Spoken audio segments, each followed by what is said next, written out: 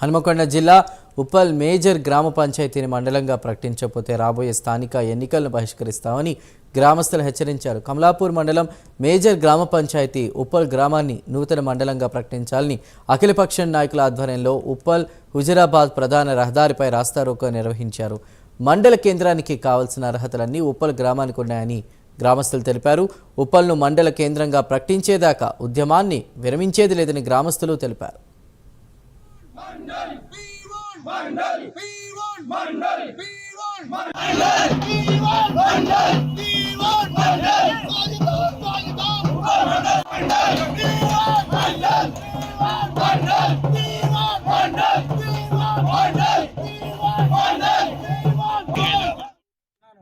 నామమాత్రంగానే ఏదో నిన్న ఇవాళ మామూలుగా మా నాయకులమే చేస్తున్నాం.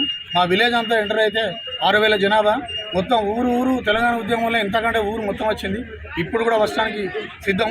కానీ మేము నాయకులకు పై దృష్టి దాకా పోతుంది. ఇదివరకే చెప్పిన చేసే దానిలో చేస్తున్నాం.